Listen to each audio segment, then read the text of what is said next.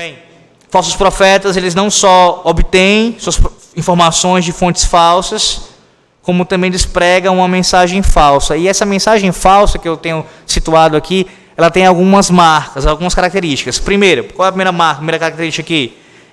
Eles negam a pecaminosidade do pecado.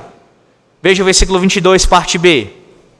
Versículo 22, parte B do capítulo 23. Versículo 22, parte B.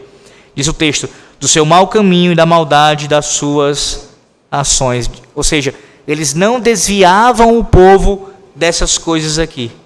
Em vez disso, eles faziam o que Paulo denunciou, falando a Timóteo, lá em 2 Timóteo 4,3. Eles falavam coisas que o povo queria ouvir. E esse é um problema da falsa teologia, especialmente a teologia liberal. Ela fala aquilo que agrada aos ouvidos, ela nega a depravação total, tolera a imoralidade em vez de condená-la, não leva o pecado tão a sério quanto Deus o faz. Em outras palavras, não leva o pecado suficientemente a sério. Meus irmãos, a prova de que nossa cultura não encara o pecado com seriedade é a maneira como o mundo vem redefinindo o pecado, que é uma mensagem que eu, como pastor, como pregador, devo trazê-la frequentemente a vocês. Ou seja, a redefinição de termos em nossos dias, a revisão desses termos, inclusive com relação àquilo que é pecado. As deficiências morais são tratadas como maus hábitos, ou erros honestos, ou doenças patológicas, ou transtornos psicológicos, qualquer coisa, exceto ser chamado pelaquilo que de fato é pecado. Pecado. Irmãos, sem entrar no mérito, no sentido mais profundo, porque eu não vou ter tempo para isso, eu não continuo o sermão. Mas você não já se perguntou, com o conhecimento que você tem da palavra de Deus, e até um conhecimento geral de outras coisas que você possui, você não se perguntou, por que em nossos dias existe uma onda de diagnósticos acerca de doenças sendo dado um atrás do outro para várias pessoas de uma forma tão assim abundante? Você já se perguntou isso não? Se isso é legítimo? Ou você engole isso como se fosse realmente? Não, a ciência tem a última palavra, pastor.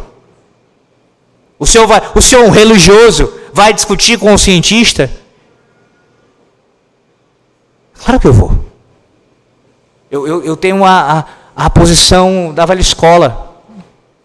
A teologia é a rainha das ciências. Não interessa se um médico, uma autoridade científica falou sobre alguma coisa, se a palavra de Deus fala contrário àquilo, não interessa aquela autoridade falando. Escute bem o que eu estou dizendo para você. Eu jamais vou ser um irresponsável de ensinar a você de que você não vai ouvir um médico, você nunca vai prestar atenção no que é dito com relação à sua saúde. É claro que você vai ouvir. O que eu estou dizendo fique bem claro, se o diagnóstico, se a percepção, se a avaliação, ela contradita o ensino bíblico, eu rejeito isso. Pastor, dê um exemplo. Vou dar um dos mais batidos, desse púlpito inclusive. Ansiedade é pecado. E ponto final. E ponto final. Eu não interessa o diagnóstico que o psicólogo, o psiquiatra, o diabo dê. Ansiedade é pecado. E só Cristo pode lidar com o pecado. Só o bom pastor pode lidar com o pecado. Só ele tem remédio para isso. Um deles, que ele ensina lá em Mateus 6, a providência divina. Ele ensina a providência de Deus para lidar com o pecado. E tem outros remédios que vêm da palavra de Deus. É só um exemplo de um tipo de avaliação que contradita a palavra de Deus. Contradita, muitas vezes contradita. E acaba amenizando a situação, vitimizando o pecador e colocando assim a situação numa outra circunstância.